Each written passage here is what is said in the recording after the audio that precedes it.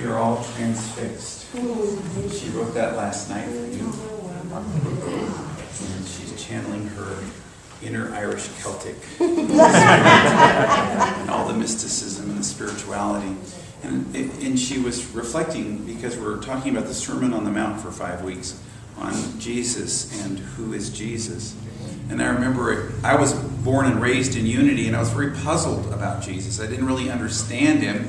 I knew that he was spiritual. I knew he was some kind of divinity, but I didn't believe that he somehow was exclusive and that everybody else in the world and all the other world religions were wrong.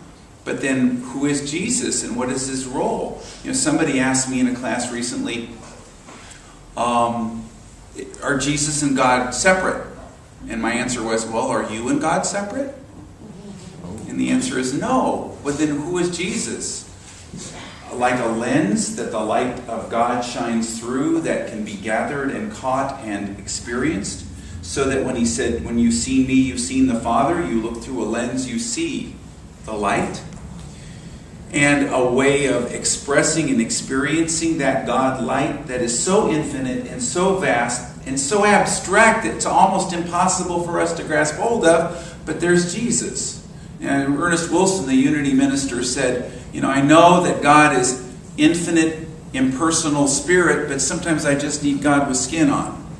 And so he's thinking, well, it's a limited view of God. I want a more metaphysical, lofty view. I don't want to go back to that primitive view. But if God is infinite,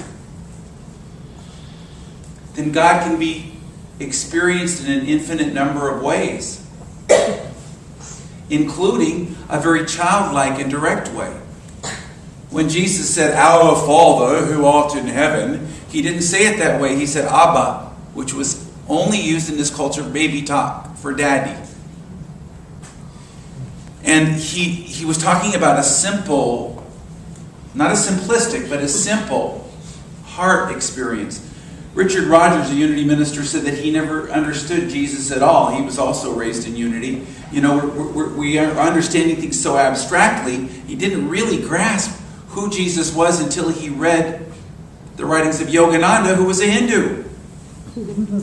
You think about Jesus, but it's looking at Jesus through the eyes of another culture to understand his magnificence, his power, his presence, and his identity as a spiritual resource, not just a body of teachings.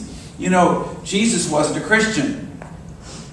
And none of the disciples were Christians. That word was an epithet, a pejorative that was used by the people in the Jewish culture to say why that these people shouldn't be allowed in the synagogue. A few decades later, and only later was it adopted by the Christians as a positive. Kind of like when the British called us Yankee Doodle Dandies, and then we say, yeah, we're Yankees. That's a good thing now. But don't blame Christianity on Jesus.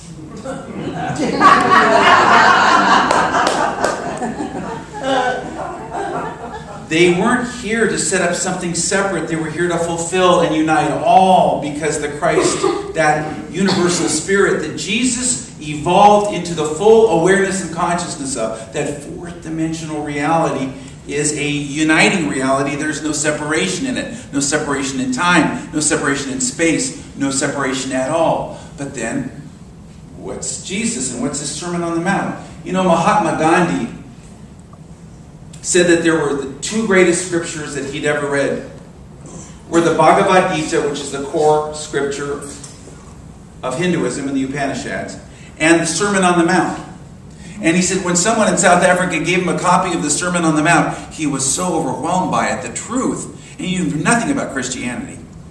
He went looking for Christians, and he went to visit churches, and he said, I was ready to become a Christian until I met the Christians.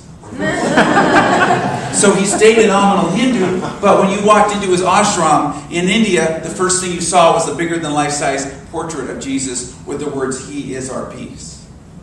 So he could grasp this. So who is Jesus? Who is Jesus? And what is this teaching? The Bible's a collection of a lot of books written by dozens and dozens of people, some of them historical, some of them passionate love poetry, Song of Solomon, some of them philosophical, some of them visionary experiences, like Daniel or Revelations. But the core of Christianity is found in the Gospels, Matthew, Mark, Luke, and John, because that's where Jesus' teachings are. And then if you want to distill it down further, the core of that is found in the Sermon on the Mount.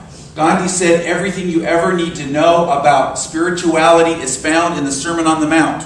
Poetically put in the Sermon on the Mount and scientifically in the Bhagavad Gita, and they say the exact same thing. So everything you want to know about spirituality is there, and then if you want to distill that down, everything that's in the Sermon on the Mount is found in the Beatitudes. And that's how it starts. And it says Jesus often talked like this. He didn't have a canned speech, but he often taught like this. And in Luke, there's a similar sermon, but it's called the Sermon on the Plain. And it's shorter and includes some not just blessings, but woes. But we won't get into that one. That's a little tougher to take. We're going to talk about the Beatitudes. The Beatitudes. What are the Beatitudes? Well, what does it mean to be blessed? It's a list of things. It's a list of things talking about both positives and negatives and everything in between. And it says it's all blessed. So what is that about? It's about living unconditionally and growing bigger than your problems and lifting up above your problems into what he calls the kingdom of heaven, which is that higher, vaster something that is beyond time, that is not a place you go when you die. Even Pope John Paul II said it isn't a place you go when you die and exists as much on this side of life as there. He really said that. He was an abstract thinker. So what is it? It is a lifting up. It is a consciousness. And blessed is the same root as bliss. It's how blissful it is, how joyous it is. Remember, I was reading to you about choosing between joy and bliss on one hand and pleasure on the other. So it's choosing to lift up no matter what's going on. And some of these Beatitudes sound very, very negative. It ends with a complete bummer. All about being persecuted and gossiped about. Some of them sound very pleasant, like being a peacemaker, and some of them are kind of in between, like being poor in spirit or meek. What does that mean?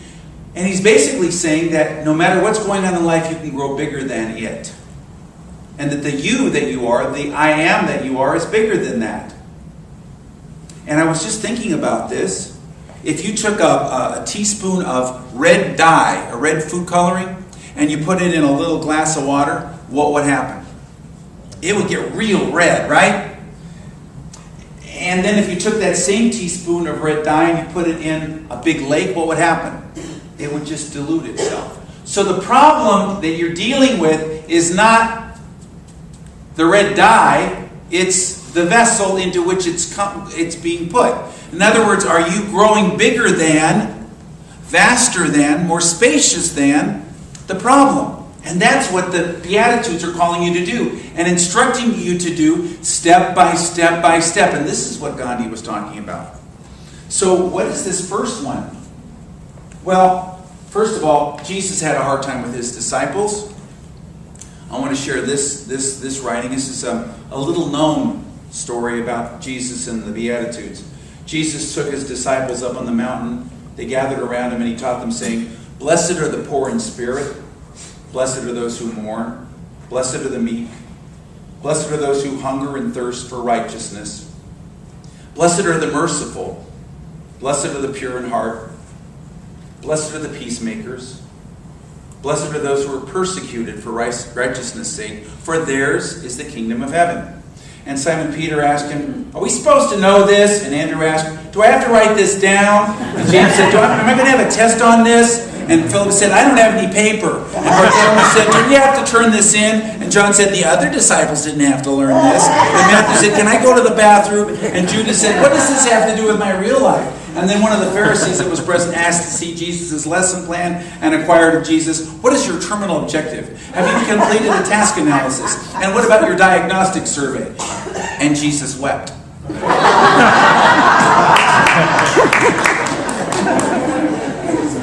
So, what is this poor in spirit, blessed, or how blissful it is? This word blessed, we think it was blessed. It's very churchy and formal. It's not. It is oh, God, that's great. Together. God, that's great. Oh, how wonderful it is when Oh, how blessed it is that how blissful, literally blissful it is. Congratulations, some translations say, but there's no word in English for it. You know, the Dalai Lama said, always be optimistic. It feels better. You know, no matter what's going on, he says, oh, how great it is. Oh, God, that's great. Together, God, that's great. And so, whatever's going on, so first it's poor in spirit. Poor in spirit is a person who recognizes that they have spiritual needs. The absolute, most abject form of poverty is the word for poor in spirit. So if you're spiritually in need, people who are in the 12 steps, you understand this. It's the first 3 steps. It's that I'm personally powerlessness. I'm powerless over the situation. And a lot of people in New Thought have a hard time. Powerless. I don't want to be powerless. I want to be powerful. I mean, I don't want to be the shrinking back.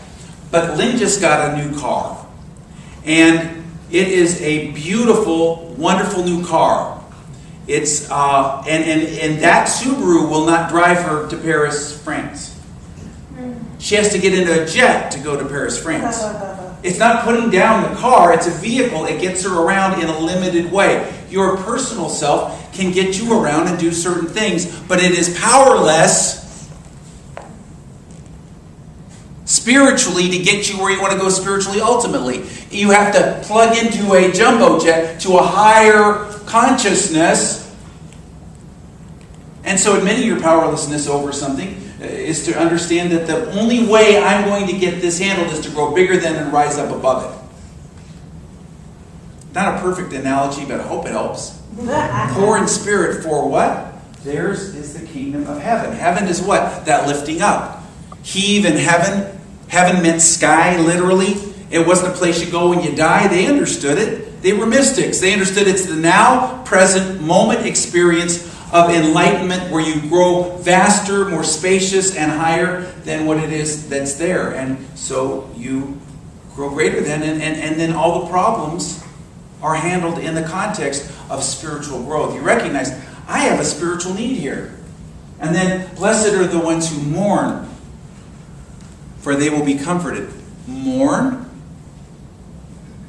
Have you ever really mourned? Like, I don't mean wallowed in it and made everybody else listen to your story for months and months and years. I'm talking about real mourning where you get into the feeling and you let it move up and out, and it's a healing experience. I was too positive to grieve my dad. He died in 1978, and here it was 1979 in the summer, and I hadn't really grieved him. And I didn't really know why. Everything kind of felt blah, but I was driving across Kansas on Interstate 70. How many people have ever driven across Kansas on Interstate 70? There's nothing there. And it sends you into a trance state. And so I'm going along and I'm listening to a tape, in those days a tape, and it was a song called Box of Rain by the Grateful Dead, which the bass player had written and sung to his father as he was dying of a brain tumor. And my dad died of a brain tumor. And the song was all poetic, all symbolic about the body and the soul and about the afterlife. It was a beautiful song. And I'm listening to it and I'm all happy listening because it's a very happy song. And he sang it to him the day he died. And I said, oh, he sang it to him the day he died. And then boom. It's like everything opened up. I sobbed for the next hour, which is safe in Kansas because there's just go straight. and I let it all out. And I felt so blissful. How blissful it is when you let your grieving out. How do you mourn? You get in touch with the feeling. And I don't want to just keep pushing paper on you, but there's a piece of paper outside of Fellowship Hall called the Agitated Energy Process, and just answer the question, what am I feeling? What false belief creates this feeling, and what new belief would calm me? Get in touch with what it is there. Not wallow in it, not marinate in it. Be willing to, as Sigmund Freud said, you get 2 choices. You can either face your issues or let them run you for the rest of your life. So face your issues. Face them and feel them and mourn, because you will be comforted. Comfort is what comes when you face something. Again, not wallowing, but dealing with it. Dealing with it and feeling it. The next one is, blessed are the meek, for they will inherit the earth. Meek. First thing, word association. Meek. Humble. Meek. Word association. Pushover. Passive. Mouse. Yeah, meek. Okay. The word meek in Greek here, meek Greek. The word meek in Greek does not mean weak, pushover, passive, mouse, any of those things. Aristotle actually defined this word, and he said it was a combination simultaneously of strength and harmlessness. Strength and harmlessness. At the same time, can we hold those two together? That's what it meant to be meek. Going back to Gandhi, his whole philosophy was called Ahimsa Satyagraha in Sanskrit, which meant harmless truth muscle. Same thing, meek. And he overthrew the British Empire, the greatest empire that had ever existed on this planet, through meek. For they shall, what? Inherit the earth? That means the outcomes will work out much better for you, even on earth, if you come from this balance point of not being weak and passive, victimization, and not being obnoxious. You know, obnoxiousness and assertiveness look a lot alike, but they're different. And passivity and harmlessness look a lot alike, but they're different. And the only place to discern it is in your heart. Go into your heart and feel and know what it is to be meek. And then you'll be flexible. And Gandhi used to say, the reason why everything turned out so well for him in his great revolution was because he never did what people thought he was going to do. He'd be way more assertive.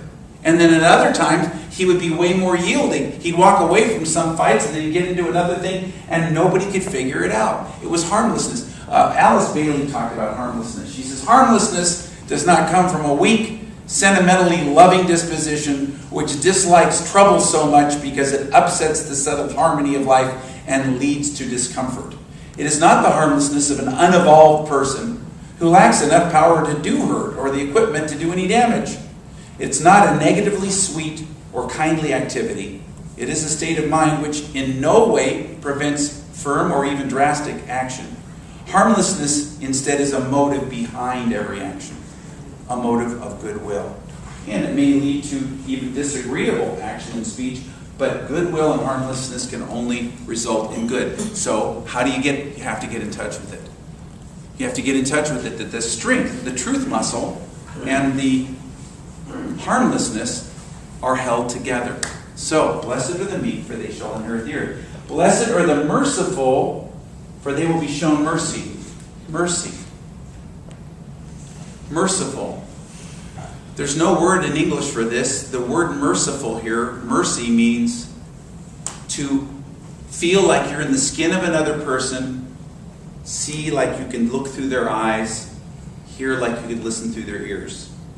It's a compassion, it's an empathy. And somebody once said, to understand all is to forgive all.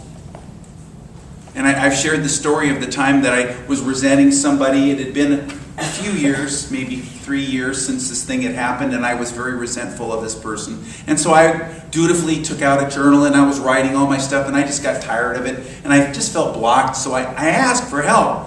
And I put down my journal, I turned on my TV, I was channel surfing, and there was a half-hour special on CNN on this person. Explaining that while I was dealing with this person's behavior, that they had had everything taken from them, that had been betrayed, all these things that happened to them. I knew a little of it, but I had no idea. To understand all is to forgive all. It's called mercy. And when you give mercy, you receive mercy.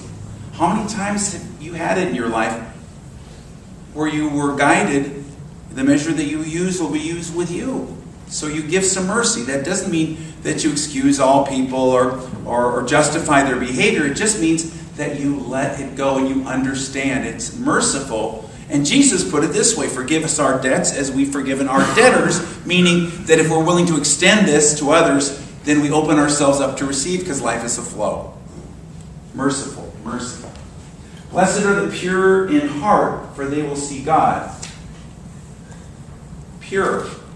What does that mean, pure? It's the same word that was mostly used for winnowing wheat, for purifying wheat. They would winnow the wheat so that the chaff and the straw would go away and be burned, and then they'd be left with the good stuff. And so your heart has to be purified. How do you purify your heart? You get in touch with what's there. You live the experiences of life in such a way to allow your heart to be purified. You're willing to go through what you need to go through in order to experience out what it is that's in there that needs to be released. And then it says you'll see God. Well, why don't you see God now? Because of the goo that's covering over that's seeing God. You know that God, God is always there. God is always there. So you have to purify your heart so that you have the eyes of the heart that can see. And so that's why you do that spiritual work, and you do that journaling, and you do that thing. You let go of everything that's unlike that God-like experience. So you purify your heart, and that's why you bring in the light, and you meditate, and you do your prayers, and you do your affirmations. Lynn once asked this question. She said, does your soul matter as much to you as your teeth? Does your soul matter as much as your teeth? Because you probably brush and floss for 5 minutes a day. Do you spend 5 minutes with your soul? Do you take your daily word and stretch it out to 5 minutes? Do you take your spiritual time? Do you spend as much time on your soul as you do on your teeth? Put it in that context, purifying your heart. It's worth it because then you can see God. Blessed are the peacemakers, for they will be called children of God or sons of God. Peacemakers. Peace. Peacemakers. It's not a passive thing. Peace is not the absence of conflict. Peace is a dynamic force that reconciles opposites, that lifts up into that heavenly place where the two become one, where Jesus once in the Gospel of Thomas said something really difficult. He said, when you make the two one, and the inside like the outside, and the outside like the inside, the upper side like the underside, and the underside like the upper side, and the male and the female the same, so that it's no longer male and no longer female, then you can enter the kingdom of heaven. What is that? That is reconciling the opposites of life. Peacemaking is reconciling things that don't seem to want to reconcile, right? Inside you. Peacemaking isn't about going out there and marching for peace, although that's fine. But first it's got to be in here, reconciling the opposites, that which is at war within your own soul. And you do that with your spiritual work. You do that with your release. And then you'll be called the children of God or the sons of God. I mean, you then can represent God on earth and be a peacemaker out here. Now the word peace here is shalom. Shalom, you've heard that word. But shalom isn't a passive peace. If you go to Israel and you go on welfare, they give you shalom. That's their word for welfare. If you throw a celebration, you're throwing a shalom. If you pay something in advance in full, it's a shalom. It's kind of like aloha in Hawaii. It means everything, right? And so what does this mean? It means being a maker of wholeness, of peace, of celebration, of paying the debt in advance, of everything. Taking care of things in such a way that they work out harmoniously. And then you're a child of God or son of God. Blessed are those who are persecuted. This is the bummer part, so hang on. Blessed are those who are persecuted because of righteousness. Now stop here. Righteousness isn't self-righteousness. It is alignment with what's whole and good and true and beautiful. So blessed or bliss-filled are those who are persecuted because of how they align with the wholeness, the righteousness. For theirs is the kingdom of heaven. Blessed are you when people insult you and persecute you and falsely say all manner of evil gossip against you because of me. Rejoice and be glad. Literally, jump up and dance around like a fool. Be that happy. Enjoy. Because great is your heavenly reward, because in the same way they persecuted the prophets that were before you. Why would you want to jump up and dance around with joy like a fool when people are saying ill things of you or doing all this? He's trying to say, God, that's great. Together, God, that's great. Moving the energy up, not so that you're a bliss ninny, not so that you're pretending like things are a certain way, but facing them straight on, but knowing there is a power within you that is greater than that circumstance. that if you grow bigger than, your vessel grows bigger than that red dye just gets diluted and you can handle it. And how do you do that? Through these step-by-step processes of engaging with your spiritual growth, lifting up into your higher vision, and becoming one with God. And that's what the spiritual, this spiritual thing is about. And he says, blessed are those who hunger and thirst for righteousness, for they will be satisfied. The hungering, the thirsting is, in their culture, they lived in the desert, they only ate protein once a week, most of them. It's that absolute hunger for it. You've got to desire it. And so I'm ending with that one because it's the desire that you've got to generate for that spiritual growth, that righteousness is spiritual growth, that will make it happen. You know, Lynn and I lived in Albuquerque, and it was right after the Gulf War, and there was a psychotherapist who was also a medicine man. He was full-blooded Navajo. And I read about him, how he would get these guys who came back from war, their PTSD and a lot of forgiveness issues, in addiction. And they would do a Navajo ceremony, but he was also a psychotherapist, and with their permission, he would ask them, are you ready to let this go, or to forgive this, or to let go of your addiction? And they would answer, and then he would have these are big guys, even bigger guys, push them down under the water until they started struggling, then let them back up, and ask him the question again, and look in his eyes and see if he meant it, and push him down. Why? Now, I'm not suggesting we do this. To generate the desire necessary to get that energy, to get the ball over the goal line, first day of Bears, to move the energy forward, but you've got to desire it. So let's generate that desire now, okay? So just take a deep breath and let it out. And recognize that, just say to yourself, I am vaster than my problem. I am up above. I'm lifting up above my problem. And once again, imagine that vast blue ocean of sky. And see that you are dwelling. How does that feel to you? Does it feel liberating, freeing?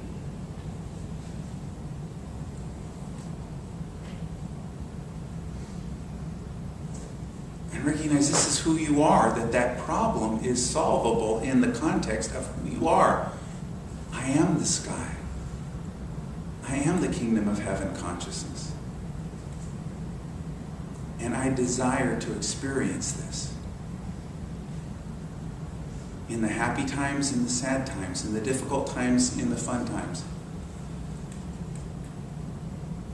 I choose bliss over pleasure. I want spiritual growth above all things. Because I want to grow bigger than and higher than these things. And experience this all the time. Because this is who I am. Thank you, God. And so it is. And now take a deep breath and let out your breath. And let go of anything in your hands. No papers. Just open up your hands and imagine that you've never heard these words before. That this is the first time that you have heard the words of these Beatitudes. And take them in, hearing them for the first time.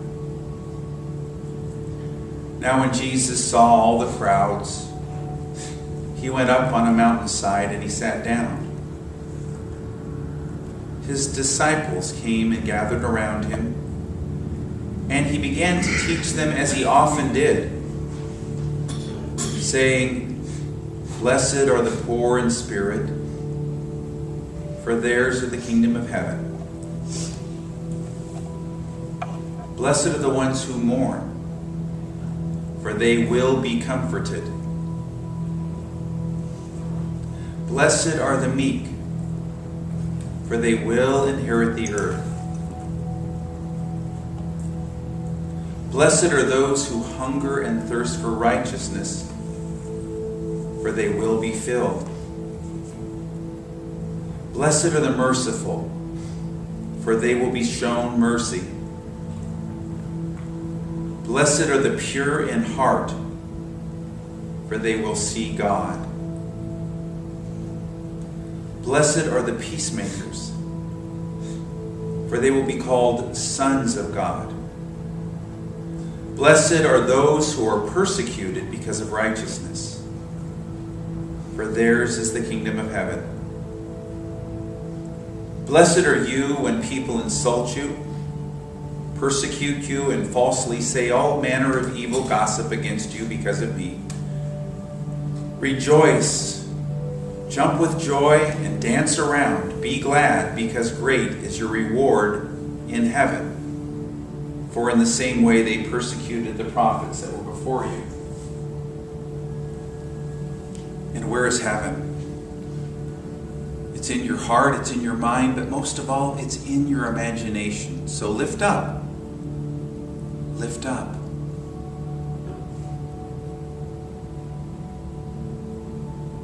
Lift up into an infinite sky of all possibilities.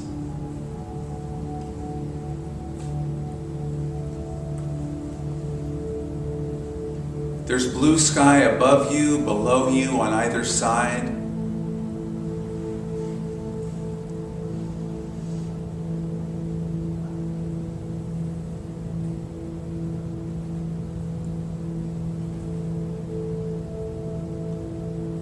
The sky is infinite all around you.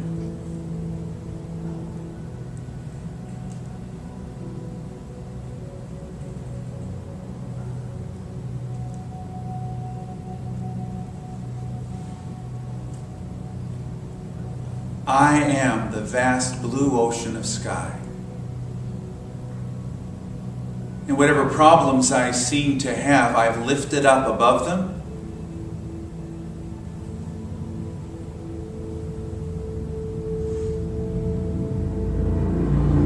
And I have expanded beyond them.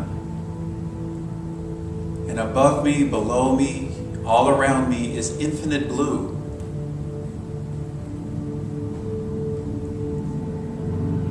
And by feeling myself expanded into this infinite ocean of sky,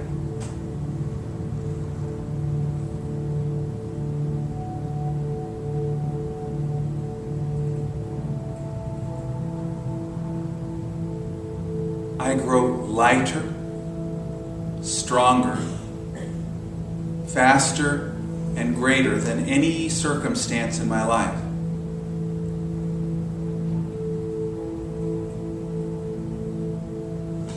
The kingdom of heaven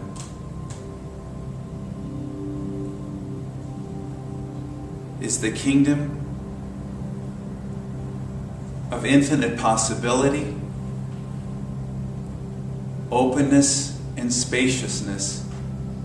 And I take a moment to dwell in that spaciousness, in the silence.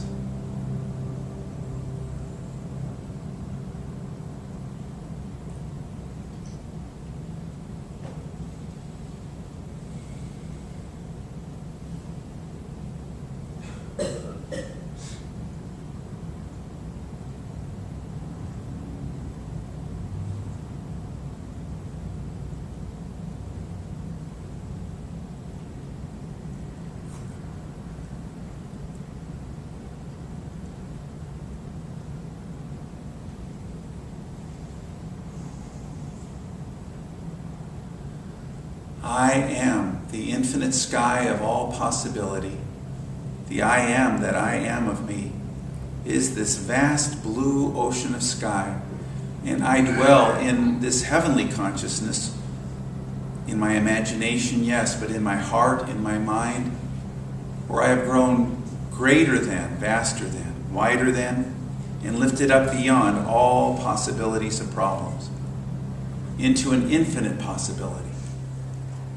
And I am grateful. Offering blessing today is, I give from the abundance that I am, and I receive abundantly. Together, I give from the abundance that I am, and I receive abundantly. And silently. And again aloud together. I give from the abundance that I am, and I receive abundantly. And so it is. Amen.